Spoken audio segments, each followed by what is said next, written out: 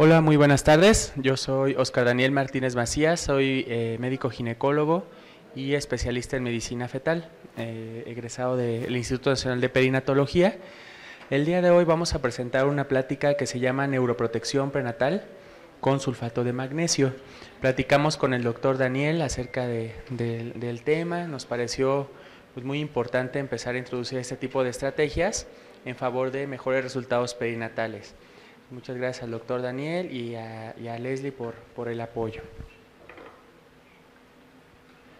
Vamos el contenido, vamos a revisar parálisis cerebral asociada a prematurez, que es el tema que nos concierne. Aquí es donde entra la estrategia de prevención con la administración de sulfato de magnesio prenatalmente. Vamos a hablar de sulfato de magnesio como tal, algunos aspectos de farmacología y mecanismos de acción. ¿Cuál es la evidencia médica que sustenta el uso de sulfato de magnesio como neuroprotector? Las recomendaciones actuales y algunas recomendaciones de práctica clínica. Parálisis cerebral es el conjunto de trastornos permanentes del desarrollo del movimiento y la postura. Estas alteraciones no son progresivas y se presentan durante el desarrollo cerebral fetal o infantil. Esto significa que una vez que se instaura el problema, no progresa, pero tampoco permite un adecuado desarrollo de movimientos y postura. La parálisis cerebral asociada a prematurez, evidentemente, está muy ligada a la edad gestacional. 15% de incidencia si un bebé nace entre las 22 y las 27 semanas, solamente asociado a prematurez. Esa incidencia baja hasta el 6% cuando el nacimiento se da entre las 28 a las 31 semanas. Y es sumamente bajo cuando se da después de las 32 semanas al término, menos del 1%.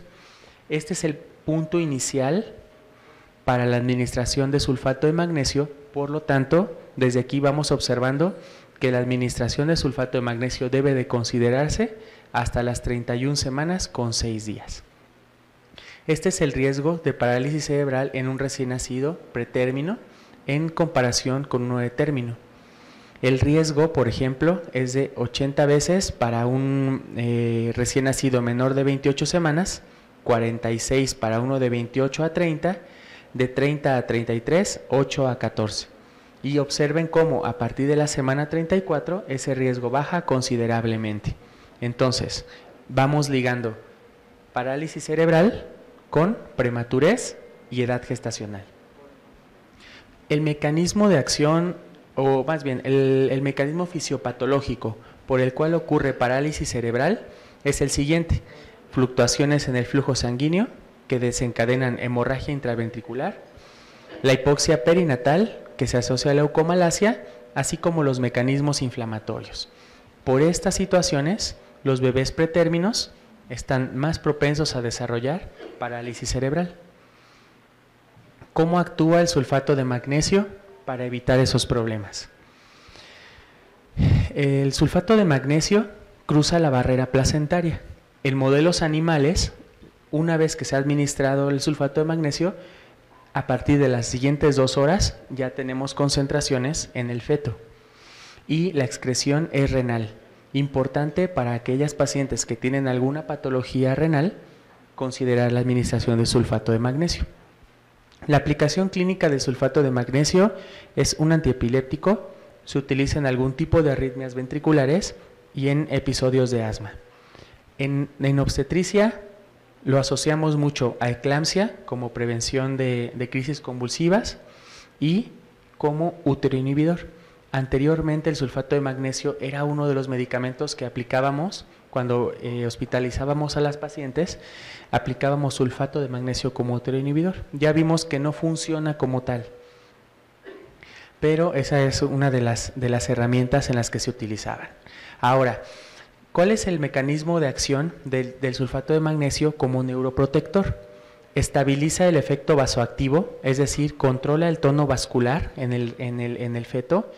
Es un antagonista de los receptores NMDA en estas células oligodendrocitos. Estas células son muy predominantes en la sustancia blanca y al antagonizar los receptores de NMDA evita que entre una gran cantidad de calcio a la célula y por lo tanto que la dañe. Tiene efectos antiinflamatorios y disminuye los radicales libres. Es decir, el sulfato de magnesio actúa sobre los mecanismos de lesión que generan la parálisis cerebral.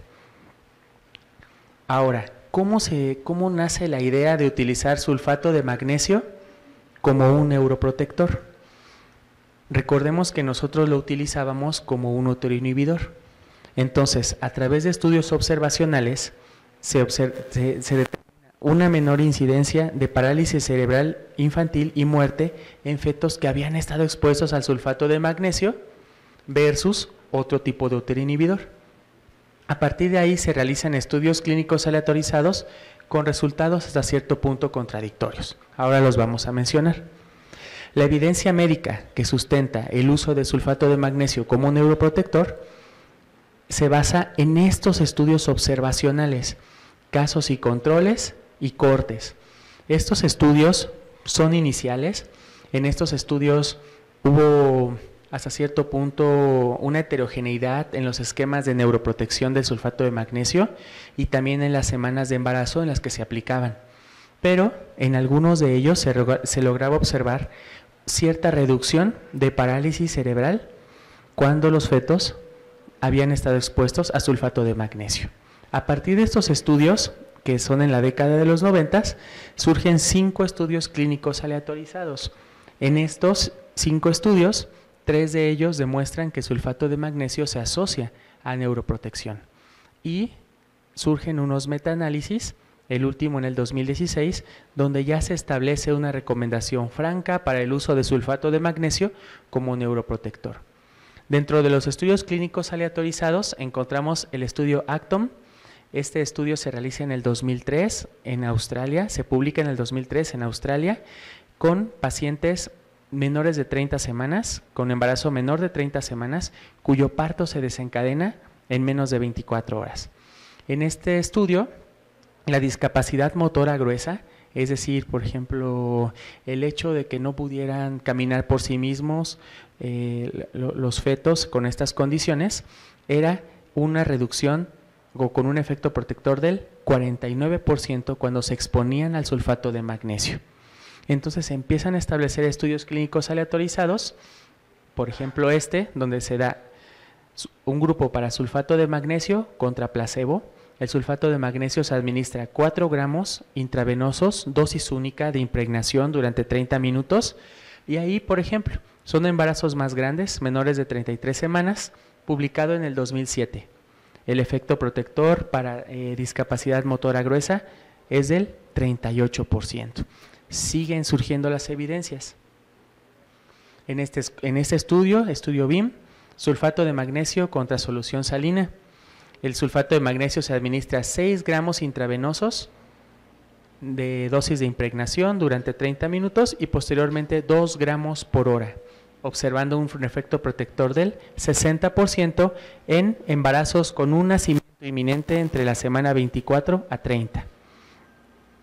Después surgen las revisiones sistemáticas y a partir de esta publicación del 2016, algunas asociaciones como la COG cambian su punto de vista respecto a sustentar la recomendación de usar sulfato de magnesio. En esta revisión sistemática que se publica en el 2016, se publica una parálisis cerebral moderada a severa con un efecto protector del 39%. Entonces ya vamos integrando más evidencia respecto al uso de sulfato de magnesio como neuroprotector. ¿Cuáles son las recomendaciones actuales que surgen precisamente de esta evidencia médica?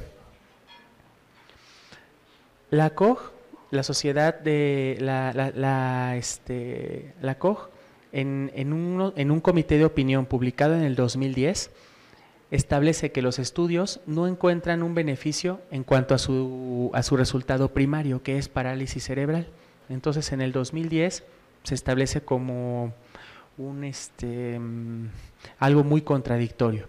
A partir de los estudios clínicos aleatorizados y de las revisiones sistemáticas, se establece en la actualización de ese comité de opinión, que es el número 455, sobre el uso de sulfato de magnesio, que se recomienda uso a corto plazo, con periodos menores a 48 horas, y la indicación es neuroprotección del feto en condiciones pretérmino, antes de la semana 32. Precisamente antes de la semana 32 es cuando existe un riesgo evidente de parálisis cerebral en fetos pretérmino. Surgen algunas recomendaciones como la Sociedad Canadiense, donde establecen estos puntos, que son los más importantes de la plática y los clínicamente relevantes. Cuando tenemos un parto inminente antes de las 31.6 semanas, hay que considerar la neuroprotección fetal con sulfato de magnesio. Esta neuroprotección se considera a partir de la viabilidad. Algunos centros hospitalarios que cuentan con unidades de atención neonatal muy avanzados, consideramos que la viabilidad puede ser a partir de la semana 26, 27. Muy difícilmente en México fetos de 25, 26 semanas pueden considerarse viables. Por eso se establece que a partir de la viabilidad hasta la 31.6 siempre considera la neuroprotección con sulfato de magnesio. Al iniciar la neuroprotección se debe finalizar la tocolisis. ¿Por qué? Porque finalmente ya estamos estableciendo un plan de nacimiento con todas las herramientas que nos van a permitir obtener mejores resultados perinatales. Si en dado caso el parto ya no es inminente o el nacimiento no se va a dar en el plazo de 24 horas que nosotros teníamos considerado, se suspende el sulfato de magnesio. No se continúa por días, ¿no? Ya cuando observamos que no va a haber el nacimiento, se suspende el sulfato de magnesio.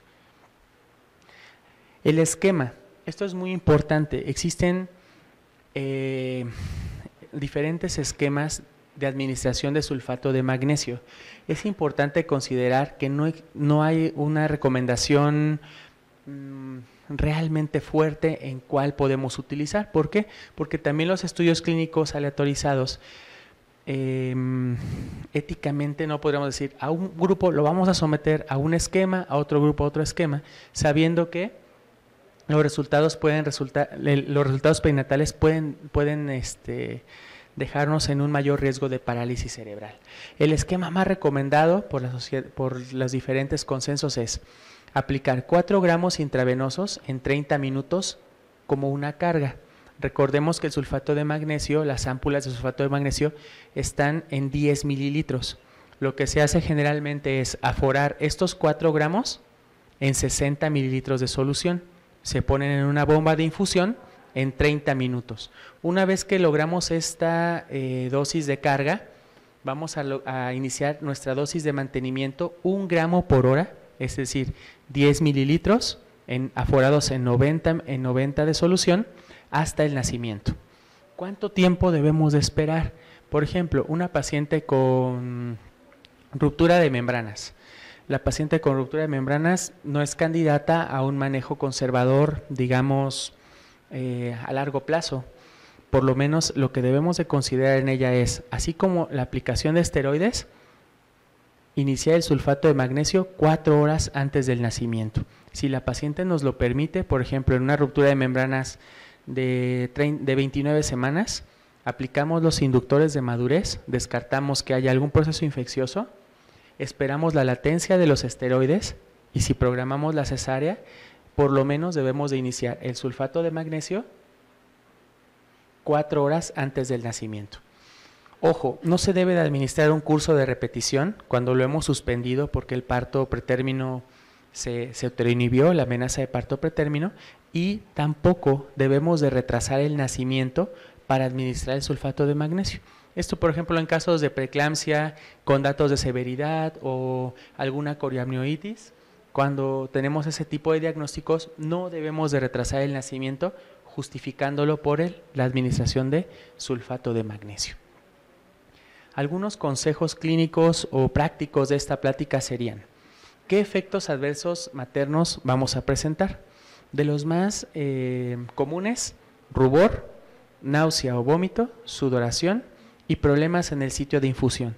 Como vemos, las mujeres a las cuales administremos el sulfato de magnesio realmente no las vamos a someter a un mayor riesgo de alguna reacción severa. Recordemos que cuando administramos el sulfato de magnesio, algunas veces pensamos que pudiéramos tener alguna situación de atonía uterina, hipotonía o atonía uterina o hemorragia posparto severa. En este caso, no existe una significancia estadística para este riesgo. No hay evidencia que sustente que la administración prenatal de sulfato de magnesio nos incremente la probabilidad de hemorragia posparto ni transcesárea. Tampoco para estos efectos adversos existen rangos significativos, estadísticamente significativos, que nos digan que no lo administremos. Entonces, realmente efectos adversos maternos son mínimos. ¿Cómo lo vamos a vigilar? Una vez que iniciamos nuestra dosis de impregnación y posteriormente de mantenimiento, en algunos hospitales, por ejemplo en perinatología, tenemos la idea de monitorizar los niveles séricos maternos por hora. Iniciamos una nueva carga de mantenimiento y tomamos niveles séricos. En realidad no están indicados a menos que sospechemos o que tengamos alguna sospecha clínica de intoxicación. Es decir, que haya signos tempranos de intoxicación, como por ejemplo náusea, vómito, alguna situación respiratoria, de saturación, podríamos medirlos. Por lo general, las dosis que se administran se mantienen en dosis terapéuticas, o sea, el gramo por hora que se va administrando, permiten esta permanencia de los niveles séricos en sangre materna.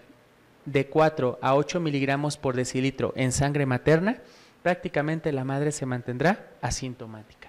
Con niveles mayores en sangre de 9 a 12 miligramos, podríamos tener los signos tempranos de intoxicación, y entre 15 y 17 parálisis muscular y paro respiratorio, lo cual es realmente poco frecuente. Entonces, indicación de monitorizar niveles, si queremos tener como alguna tranquilidad, pues con personal, aunque solamente lo tendríamos que hacer en caso de algún dato de intoxicación. El sulfato de magnesio lo debemos suspender si ocurre un evento de hipotensión materna, si existe una disminución en la frecuencia respiratoria materna, un reflejo patelar ausente o una diuresis menor a 100 mililitros en 4 horas. Esta diuresis, por ejemplo en centros hospitalarios, se acostumbra a la paciente que le vamos a iniciar sulfato de magnesio, ponerle una sonda urinaria. Lo podríamos hacer así o bien, en caso de que fuera una paciente seleccionada con algún tipo de daño renal o alguna situación asociada como por ejemplo preeclampsia, podríamos colocar la sonda para vigilar la diuresis.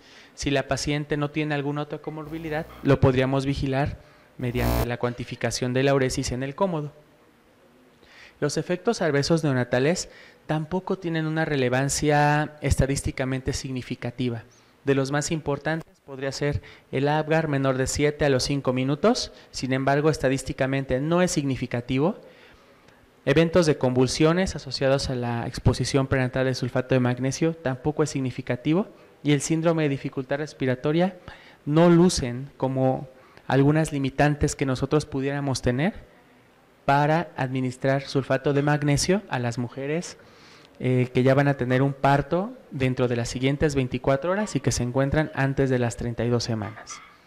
Las contraindicaciones para administrar el sulfato de magnesio es en casos de fetos con malformaciones de muy mal pronóstico o algunas cromosomopatías no compatibles con la vida, cardiopatías que no tienen pronóstico o que su pronóstico de vida es malo, pues realmente no vale la pena administrar el sulfato de magnesio. Y en mujeres, por ejemplo, miastenia gravis, porque el sulfato de magnesio podría exacerbar el mecanismo de la enfermedad. Tampoco en mujeres cardiópatas ni en insuficientes renales, porque recordemos que la excreción del sulfato de magnesio es vía renal. Dentro de las conclusiones que podemos tener ahora es que la protección cerebral durante el periodo fetal es imprescindible para mejorar los resultados neonatales a corto y largo plazo. Es una estrategia que debemos ya de implementar en todas nuestras pacientes que tengan un parto inminente y que tengan menos de 32 semanas. El sulfato de magnesio disminuye la parálisis cerebral moderada a severa cuando se administra de forma prenatal, ya dijimos, cuando ese parto por lo menos nos va a permitir administrarlo 4 horas antes del nacimiento, en embarazos menores a 32 semanas. Es evidente que el sulfato de magnesio, como les dije, en los estudios clínicos que se empezaron a realizar de placebo versus sulfato de magnesio, a veces los resultados primarios no eran tan concluyentes. El número necesario a tratar es de 46 a 62 pacientes para prevenir un caso de parálisis cerebral. Esto es real también si lo consideramos en embarazos de 30 a 32 semanas.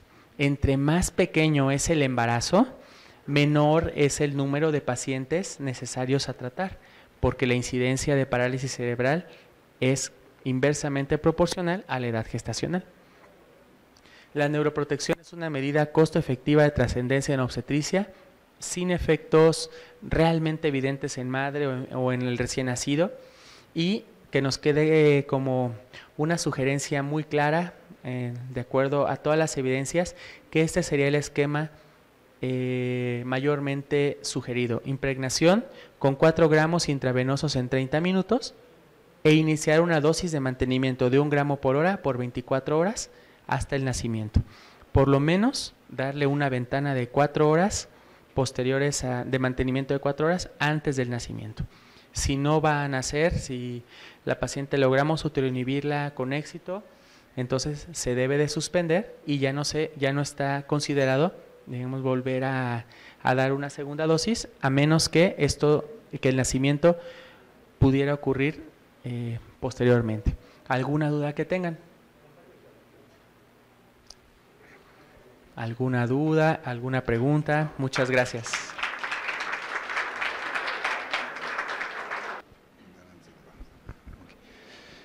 Muchas gracias. Le queremos agradecer al Departamento de Gineco-Obstetricia la oportunidad de estar aquí. En 1986, cuando yo todavía trabajaba en el INPER, un día el doctor Manuel Dosal me preguntó: oye, ¿cuál crees que es el límite de viabilidad? Y yo le contesté muy orondo y con la prestancia que da la juventud: 1 kilo. Abajo de 1 kilo no vive nadie. Ah, bueno. ¿Y de semanas? 30 semanas. Han pasado algunos años desde entonces. Desde 1986 para acá, pues han pasado 32 años. Y esto ha cambiado radicalmente y me he tragado mis palabras todas las veces que se lo imaginan. Cada vez que nace un niño más chiquito, cada vez que veo un niño en la cuna pequeñito que sale adelante, me acuerdo de esa charla en un pasillo y digo, de repente van pasando los años y ves las cosas. ¿Qué vamos a ver ahorita? Vamos a ver la importancia de la neuroprotección, las bases fisiológicas, la hipotermia, la eritropoyetina, las perspectivas a futuro, el NIRS y las conclusiones. Va a ser rapidito. Se calcula que aproximadamente el 23% de los pacientes que mueren por muerte neonatal mueren por isquemia, por hipoxia, entonces por asfixia. Entonces, es una causa muy importante de muerte y esto ocurre en todos los hospitales del mundo. En Boston hay niños asfixiados, en Holanda hay niños asfixiados, y más que verlo como un error del médico, tenemos que verlo como un parte del proceso normal del nacimiento.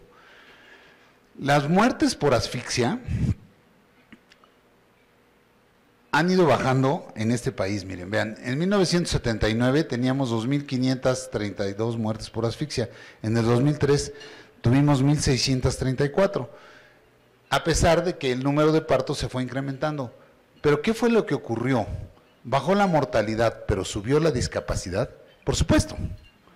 Se nos dejaron de morir los prematuros, se nos dejaron de morir los niños asfixiados, se inventaron las unidades de terapia intensiva, atendimos las enterocolitis, atendimos la hipertensión pulmonar, atendimos la sepsis y empezamos a bajar. Y hoy por hoy, estos son datos del Consejo contra la Discapacidad, tenemos 12,000 discapacitados anuales nuevos por parálisis cerebral infantil. Esto es muy impresionante porque el Teletón recibe 16,000 pacientes pediátricos por año. O sea, quiere decir que nosotros nos encargamos en conjunto, ginecólogos y pediatras, de surtirles el 80% de su material de trabajo. Yo siempre he sido enemigo del Teletón y es una institución que la admiro profundamente, pero siempre he dicho que debemos acabar con ellos porque no tengan niños para que reciban tratamiento, sino porque logremos evitar que los niños lleguen a requerir rehabilitación. ¿Qué es lo que ocurre cuando uno se asfixia? Y esto nos ocurre a todos. Primero, hay una etapa que se llama palo dado donde Dios lo quita, que es la fallo energético primario. Es el momento agudo, hay una reducción del flujo sanguíneo cerebral, disminuye el aporte de glucosa, se mueren algunas células. Y esto ocurre en todo el niño, en todo el cuerpo. El niño se asfixia completito, desde la cabeza hasta la punta del pie. Y de pasadita el riñón, el hígado, el corazón, el intestino. Entonces viene el fallo energético primario. Todos nosotros lo hemos vivido, que es ese niño que nace, que se atora, que no se puede sacar, que se desprende la placenta, que trae un nudo verdadero, que la madre está convulsionando y que por alguna razón el niño tiene un déficit de flujo sanguíneo. Entonces, ¿qué es lo que ocurre? Ocurre esto. Pero después lo sacamos, entra el Programa Nacional de Reanimación Neonatal, lo reanimamos muy bien, lo aspiramos, lo ventilamos y el niño mejora. Y mejora al grado que muchas veces lo vemos y el obstetra, que pues aquí hay muchos obstetras, se acerca con nosotros y nos dice, oye, ¿cómo lo ves? Pues bien, mira, lo ve, está bien. Y el niño en ese momento se ve bien, todo el mundo respira. Ay, entonces no pasó nada. No, no pasó nada. Ay, qué padre, la libramos. Pero ¿qué pasa? Hay una recuperación lenta del metabolismo cerebral y empieza a producirse energía. Y que había un concepto que teníamos que decía la deuda de oxígeno. Entonces, ¿qué hacíamos nosotros? Les poníamos oxígeno a lo bestia. Que es mucho lo que pasa con los prematuros. Les ponemos oxígeno a lo bestia porque el oxígeno es muy bueno, es una droga que hace que los niños se pongan rojitos. Y los niños rojitos son muy sanos. Entonces, ¿qué pasaba? Los poníamos ahí y 2 horas y media después o 3 horas después, palo, ya convulsionó. Y 6 horas después, ya no podemos yugular las convulsiones. Y 12 horas después, chin, ya se distendió. Y 24 horas después, ya está ictérico. Y 28 horas después ya tiene insuficiencia cardíaca porque tiene disfunción miocárdica. Y entonces le hacían un ultrasonido cerebral y tenía una hemorragia y todos en ese momento a llorar. Resultado, si el niño le iba bien, se moría. Si al niño le iba mal, se aventaba un mes en terapia intensiva, arruinaba las finanzas de las instituciones, nos mandó a llamar el director del instituto, que en ese entonces era el doctor Kashmer. ¿Cómo creen ustedes que con 3 pacientes se acabaron el presupuesto del mes? Bueno, pues con 3 pacientes nos acabamos el presupuesto del mes. ¿Qué pasaba después? ¿Por qué pasaba esto? Y entonces venía esta tercera fase, la falla energético secundaria. Empezaba a haber radicales libres, entrada intracelular de calcio y radicales libres que originaban alteración de la membrana celular y mediadores inflamatorios. Entonces, ¿qué es lo que ocurría? Esto, que es una catástrofe. Ustedes vean todo lo que pasa, pero esto pasa cuando hay reperfusión. Curiosamente no pasaba cuando el niño tiene el impacto inicial. El impacto inicial mata cierto número de células, pero esas células, todas las que están a su alrededor y que están con un proceso inflamatorio y con un proceso hipóxico, empiezan a producir radicales libres y matan, más o menos cada una mata 10 células de su alrededor. Entonces, ¿qué es lo que ocurre? Que el daño de verdad no ocurre por la hipoxia, ocurre por el oxígeno. Cuando el paciente empieza a oxigenar, empieza a hacer esto. Entonces empieza a haber una acumulación intracelular de calcio, acumulación de glutamato, ¿ok? Esto estimula estos receptores NMDA y AMPA, más calcio intracelular, por otro lado baja el ATP, aumenta el fierro, empieza a bajar todo esto, al final todo se empieza una reacción, empieza la inflamación y al final necrosis celular. Disfunción miocárdica, apoptosis y necrosis. Y vean la cantidad de procesos que hay aquí. Aquí es donde entra el sulfato de magnesio. Okay. ¿Qué podemos hacer para esto? Nosotros empezamos a ver anecdóticamente que había pacientes que sobrevivían y que veíamos que habían tenido poco oxígeno o que habían estado muy fríos o que habían tenido cosas así. Curiosamente, los casos de hipertensión arterial pulmonar severa no les iba tan mal neurológicamente porque estaban hipóxicos 2-3 días y entonces se iban mejorando gradualmente. Y entonces empezamos a ver que los que se ahogaban, pues no les iba tan mal, sobre todo entre más fría estuviera el agua, menos mal les iba. Y entonces empezamos a emplear un tratamiento con hipotermia. ¿En qué consiste la hipotermia? La hipotermia consiste en bajar la temperatura e incrementar el consumo de oxígeno por parte de la célula. Entonces, ¿qué es lo que ocurre? La hipotermia actúa en esta parte, pero sobre todo actúa en estas dos partes finales, aquí y actúa acá, en la inflamación. Entonces, esto disminuye o disminuía aparentemente, dijimos, teóricamente puede disminuir el riesgo de que el paciente vaya a tener daños por isquemia reperfusión. Entonces algún salvaje por ahí agarró unas ovejitas, unos fetos de ovejita recién nacidas, les agarró la yugular, se las clipó media horita, y a la media horita les quitaron la yugular y se dieron cuenta de una cosa. Después de un tiempo la sacrificaron y contaron el número de neuronas que se habían perdido. Y fíjense cómo las células, las ratitas, normalmente perdían casi el 90% de las neuronas parasagitales. Pero si tú los enfriábamos en las primeras hora y media, perdían el 25%. Si los enfriaban en la segunda hora, en las 5 horas, perdían 50%. Y si los enfriaban después de 8 horas y media, pues prácticamente igual que si no los enfriaban. Entonces, se demostró en laboratorio que el paciente, que eso era una política que podía disminuir el número de pérdida de neuronas por isquemia reperfusión. Entonces empezaron a hacer una serie de estudios, se diseñó este protocolo en el cual nosotros vemos que hay una fase de enfriamiento, 72 horas, y luego una fase de recalentamiento. Estas 72 horas se quedan entre con una temperatura de 33 grados, y en estas 72 horas suponemos que se va a ir recuperando gradualmente, las células van a ir recuperando su capacidad de funcionamiento aeróbico y no van a producir radicales libres. Sí, empezaron a hacer estudios, y nos dimos cuenta de una cosa: si el paciente se enfriaba rápidamente se moría. O sea, no podemos agarrar al niño y cuando sale ponerle una bolsa de hielos. Que originalmente hubo quien lo hizo, El paciente estaba en paro en la sala de partos, le estaban dando compresiones y ventilación. Traigan una bolsa de hielos y vamos a enfriar al niño. Y pues se moría. ¿Por qué? Porque hemodinámicamente y metabólicamente se encuentran en muy malas condiciones. Entonces tenemos que entrar primero en una fase de estabilización. Primero detectar al paciente con asfixia, estabilizarlo, aplicar la hipotermia y recalentarlo. ¿Ok? Hay un evento centinela, todos nosotros los conocemos, yo no les voy a decir cuáles son los eventos centinela. El evento centinela se define como aquel evento en el cual el ginecólogo al final se te acerca y te dice, oye, ¿cómo andamos? Entre más temblorosa es la voz del ginecólogo, es más posible un evento centinela. Cuando el ginecólogo se acerca pálido y te dice, ¿cómo la ves? Tú dices, hay que tomar una gasometría.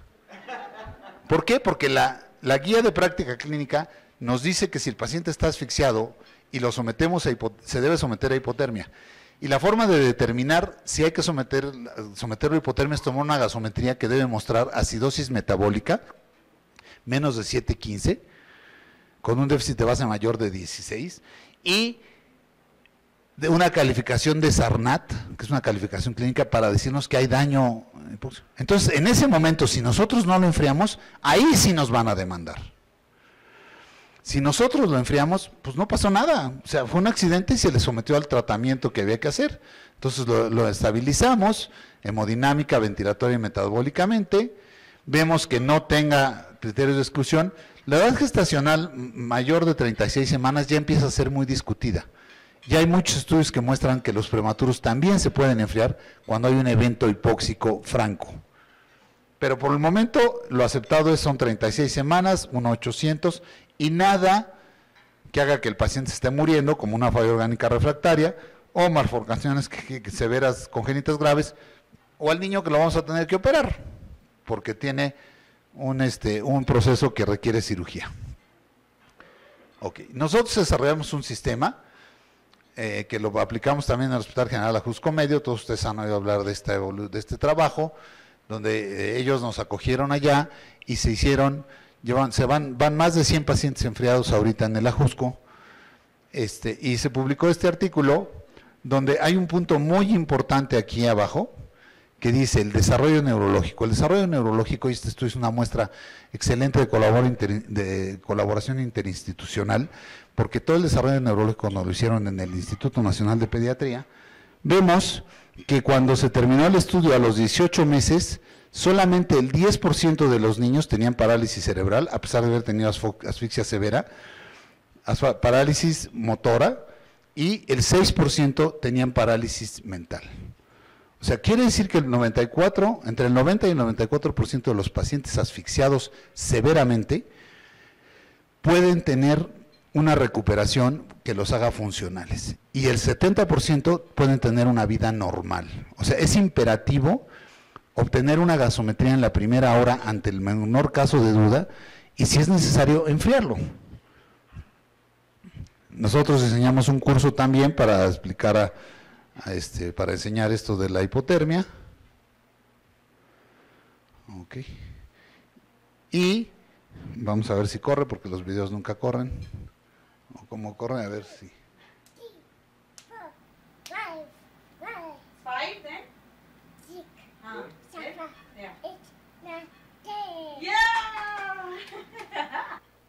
La hipotermia y las otras técnicas que vamos a ver ahorita con el doctor Núñez, su único objetivo es que nosotros logremos tener este tipo de niños en pacientes que inclusive sean asfixiados. Este fue el primer paciente que manejamos y como ustedes pueden ver, su desarrollo psicomotor fue totalmente normal, con un pH al nacer de 6.84. Muchísimas gracias.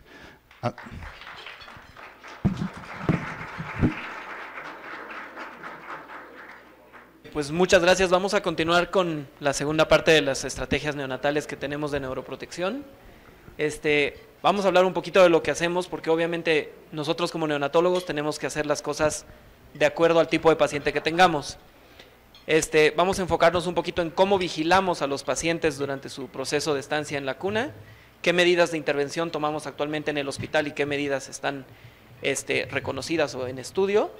Y vamos a ver qué instalación de estrategias se puede hacer con alguna evidencia incipiente que existe actualmente.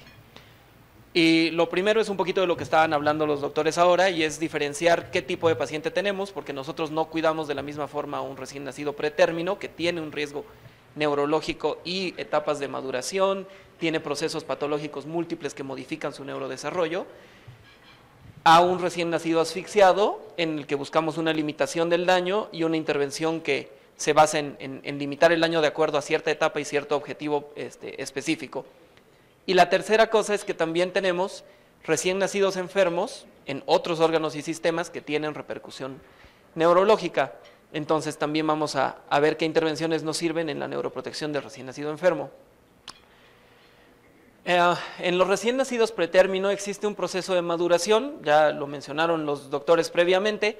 Existe recién nacidos que tienen matriz germinal, que es un tejido ampliamente más vulnerable a cualquier daño, tanto físico como metabólico, en el recién nacido, y que en los menores de 32 semanas especialmente es lo que nosotros tenemos como el sustrato de daño que nos puede llevar a mayor riesgo de hemorragias intracraneanas. Además de esto, los recién nacidos pretérmino pues tienen múltiples procesos de morbilidad en su estancia en el hospital, y tenemos una maduración diferente a la que hubiéramos tenido en el ambiente intrauterino. Por lo tanto, todas estas condiciones hacen al paciente más vulnerable. Tenemos un esquema de cómo nosotros manejamos a los recién nacidos pretérmino en el hospital. Tenemos objetivos hemodinámicos, respiratorios y neurológicos, y les voy a enseñar un poquito un resumen de la parte de estabilización neurológica. Lo que nosotros hacemos como primera intervención y como primera medida diagnóstica es determinar si el recién nacido tiene una presión de perfusión óptima y lo determinamos a partir de la presión arterial media. Es una fórmula muy simplificada en la que se puede extrapolar de acuerdo a la edad gestacional la presión arterial media y asumir que con un ajuste del 15% para arriba, si un niño nace de 30 semanas y tiene una presión arterial media de 30 milímetros de mercurio y nosotros le aumentamos un 15%, que sube a 31, 32, ya tenemos aparentemente una presión arterial óptima que nos permite tener un buen flujo sanguíneo cerebral y además nos demuestra un buen proceso de autorregulación vascular y de autorregulación cerebral. Si es que nosotros no conseguimos esto, tenemos la opción del uso de fármacos modificadores hemodinámicos y del flujo sanguíneo cerebral, me refiero a usar aminas para llegar a tener una presión arterial óptima. Y como tercera medida, nosotros tenemos medidores de evolución. En el hospital nosotros hacemos medición continua de oxihemoglobina y de oxihemoglobina diferenciada y medimos la oxigenación intravascular regional en el cerebro, haciendo la diferencia entre hemoglobina y deoxihemoglobina, y también podemos tener herramientas que nos permitan determinar el volumen sanguíneo cerebral. ¿Esto cómo lo hacemos? A través de un método que es la espectroscopía cercana a infrarrojo o la evaluación NIRS por sus siglas en inglés. Nosotros utilizamos un sistema de monitorización no invasiva que hace un balance entre la entrega y el consumo de oxígeno en ciertas regiones. Lo utilizamos en tejido cerebral, pero también lo utilizamos a nivel esplácnico y a nivel renal. Esto nos permite hacer una evaluación de múltiples enfermedades y de múltiples tipos de paciente, pero específicamente en la parte de neuroprotección les vamos a enseñar un poquito de lo que evaluamos nosotros. La parte que les mencionaba el doctor Orozco, cuando tenemos la fase primaria, nosotros tenemos un incremento del metabolismo anaeróbico a costa del metabolismo aeróbico en el paciente. Tenemos un estado de disoxia donde inicialmente hay una disminución de entrega y después hay una fase de repercusión donde más bien se altera la entrega de oxígeno y eso desencadena todo el daño por isquemia y reperfusión. Inicialmente nosotros tenemos ciertos parámetros como la presión arterial media, la saturación de oxígeno, la frecuencia cardíaca, los niveles de hemoglobina y podemos también determinar la reserva venosa de oxígeno con una gasometría venosa. Con esos parámetros nosotros determinamos si la estabilidad hemodinámica del paciente le permite tener un poquito de autorregulación cerebral. Y como complemento a estas medidas de evaluación, utilizamos la evaluación con espectroscopía cercana a infrarrojo. ¿Cuál es el fundamento de esta técnica que utilizamos?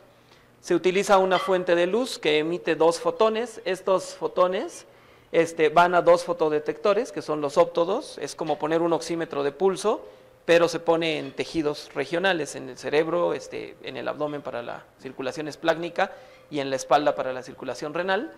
Y nosotros determinamos cuál es la diferencia o el balance entre la entrega y el consumo de oxígeno regional en los tejidos.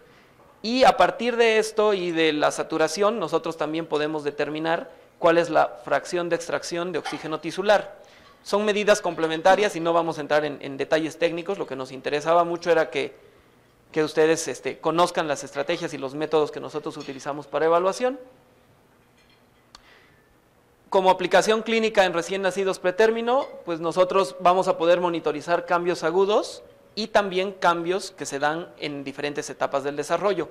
Por ejemplo, en los recién nacidos pretérmino, nosotros sabemos que las cifras promedio de balance de entrega y consumo de oxígeno regionales en el cerebro oscilan entre el 55 y 85% y que hay un periodo latente en el cual se alcanza un pico que es entre las 30 y 33 semanas. Nosotros sabemos que si partimos de cifras basales, por ejemplo, de 55, a medida que el paciente llega por etapas de desarrollo y edad gestacional a las 32 semanas, vamos a tener incrementos en las cifras de NIRS que no representen cambios en la entrega o en el consumo de oxígeno. Y al mismo tiempo sabemos que vamos a tener un nadir entre las 38 y 39 semanas sin que esto represente un cambio patológico en el paciente.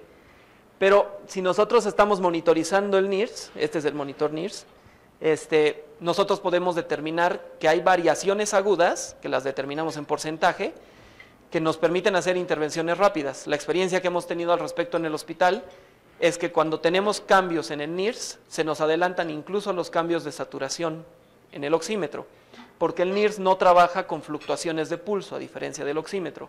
Entonces, nos permite tener una evaluación en tiempo real, continua, no invasiva, y tener intervenciones que van desde modificaciones posturales para modificar un poquito el flujo, hasta intervenciones farmacológicas o intervenciones de otro tipo. En encefalopatía hipóxico-isquémica, el otro grupo de pacientes al que tenemos que cuidar y el que se han estado mencionando hasta el momento, tenemos una correlación muy significativa entre las 24 y 48 horas. Sabemos nosotros que los recién nacidos que tienen una correlación directa en cambios de NIRS van a tener cambios desfavorables. También podemos hacer una segunda evaluación con un electroencefalograma de amplitud integrada que nos permite ver la actividad funcional de la corteza, y tenemos que determinar si hay una disminución del consumo tisular regional de oxígeno durante el periodo que les mencionaba el doctor Orozco del fallo energético secundario. Con todas estas herramientas cruzadas, nosotros hacemos una evaluación también un poquito de pronóstico de los pacientes, y algo que también se está determinando es que tenemos una correlación con resonancia magnética en imágenes y determinaciones con NIRS que correlaciona el ciclo y todas las cosas que se pueden dar para que los pacientes tengan un resultado desfavorable a largo plazo. Lo curioso es que a partir de los procesos de hipotermia neonatal, esta correlación de las imágenes desfavorables está empezando a cambiar, porque antes nosotros, si teníamos una resonancia magnética que demostraba grandes cavidades y daños estructurales en el cerebro del recién nacido, sabíamos que era un paciente de muy mal pronóstico. Ahora, con la aplicación de hipotermia neonatal, ha habido un cambio en el cual ya no podemos determinar el curso y el pronóstico de un paciente solamente por las imágenes que tenga en el cerebro. Hay niños con resonancias y tomografías horribles que tienen un excelente curso clínico, y eso es gracias a la hipotermia. Este es un ejemplo de cómo trabaja ahorita nuestra UCIN, este es en este hospital obviamente. Aquí tienen ustedes cómo trabajamos con oxigenación regional cerebral, esplácnica y renal, cómo trabajamos con un electroencefalograma de amplitud integrada, los monitores de siempre y las intervenciones que se hacen en el niño, ¿no? Múltiples bombas de infusión y demás. Pero sí hacemos un proceso de monitorización muy estrecha y en tiempo real de los pacientes de alto riesgo neurológico. Una segunda línea que se utiliza en el hospital es el uso de eritropoyetina. ¿Por qué se empieza a utilizar esto en el hospital? Lo empezamos a utilizar porque hay evidencia amplia sobre su uso como un inhibidor de apoptosis. Es un poquito similar al cómo trabaja en los linajes celulares eritroides, pero previene un compromiso metabólico neuronal específico. Además de esto, degeneración neuronal y aparentemente redistribución vascular. Pasaba con los pacientes pretérmino en los que usábamos y usamos eritropoyetina, que tienen mayor riesgo de desarrollar retinopatía del prematuro, porque los vasos sanguíneos crecen y empiezan a horadar la retina, pero al mismo tiempo hay una revascularización o una distribución diferente de los vasos sanguíneos a todo nivel de tejido neuronal. Y además impide una activación de cascada inflamatoria neuronal. Por lo tanto, ahorita estamos utilizando como medida de intervención, además de la hipotermia, una intervención farmacológica cruzada, que es el uso de eritropoyetina. Y como segunda intervención que se está empezando a implementar en el hospital, es el uso de vitamina K, porque hay estudios que demuestran que esta previene el daño derivado del estrés oxidativo que ampliamente se ha discutido el día de hoy, específicamente en oligodendrocitos, en desarrollo y en tejido neuronal. Además de esto, tenemos depresión de un antioxidante que es el más importante en nuestro cuerpo, porque inhibimos un incremento de factores oxidantes que están mencionados acá.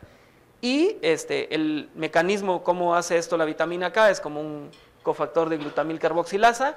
Gracias a esto, nosotros también tenemos una tercera medida de intervención que no tiene efectos secundarios en otro tipo de sistemas y órganos, que no pone al paciente en mayor riesgo y que determina un curso clínico más favorable. Existen otro tipo de medidas de intervención. El doctor Orozco ya utilizó esta diapositiva y les enseñó cuáles eran los mecanismos del daño, pero ahorita tenemos una serie de fármacos que pueden estar ya en estudio o algunos ya en uso, que nos van a dar diferentes objetivos de neuroprotección y se utilizan en diferentes fases. La única estrategia hasta el momento que demuestra tener efectividad global en todo el proceso es la hipotermia. Cuando se utilizan fármacos en ausencia de esta intervención, la efectividad de cualquier medicamento es muy variable y no tiene una repercusión estadísticamente significativa. Lo que nosotros tratamos de hacer con la hipotermia es tratar de detener o limitar todo el proceso que se está dando para llegar a apoptosis y necrosis, y con la eritropoyetina nosotros estamos tratando de inhibir cierta liberación de radicales de oxígeno, estamos tratando de inhibir la cascada inflamatoria, estamos tratando de inhibir las vías de producción de óxido nítrico y estamos tratando de inhibir la acumulación de sustratos para que tengamos neurotransmisores excitatorios. Entonces estamos utilizando una terapia cruzada que inhibe muchas vías y permite una buena limitación del daño. Y por último, existen opciones terapéuticas incipientes. No las menciono mucho porque no las estamos utilizando en el hospital, pero están descritas. Se puede utilizar algunos medicamentos anticonvulsivantes como topiramato, fenobarbital, bumetanida. Sin embargo, hay evidencia controversial, por ejemplo, con fenobarbital, de que sí tiene cierto grado de neuroprotección, pero algunos estudios también demuestran que incrementa el grado de apoptosis neuronal. Entonces, no podemos utilizarlo hasta no tener descartado este efecto. Algunos estudios con bloqueadores de canales de calcio, pero lastimosamente utilizar este tipo de medicamentos en nuestros pacientes los pone en alto riesgo hemodinámico. Entonces no podemos utilizar este tipo de medicamentos. Moduladores de complejo de receptores NMDA, que es lo que ya discutieron y el doctor Martínez nos presentó antes, y el uso, por ejemplo, de algunos gases, como xenón o alopurinol, que se le da a la mamá, no se le da al bebé. Y esto aparentemente tiene una vía en la cual nosotros impedimos el paso de estas hiposantinas a xantinas a través de la xantina oxidasa. Inhibiendo la xantina oxidasa, nosotros podemos inhibir una de las vías de daño que en los recién nacidos se demuestra. Si nosotros a los recién nacidos asfixiados les tomamos niveles de ácido úrico, desde etapas muy tempranas tenemos una elevación importante de ácido úrico. Se puede atribuir también esto a que se activó esta vía de daño. En las pacientes en las que se les está dando alopurinol antes del nacimiento, se demuestra que hay una disminución de esta vía de daño neuronal. Entonces es una línea de investigación, pero es muy incipiente y en este momento pues no se utiliza en el hospital. Ya ustedes más bien a nosotros nos dirán más adelante si esta medida de intervención es adecuada o no. Muchas gracias.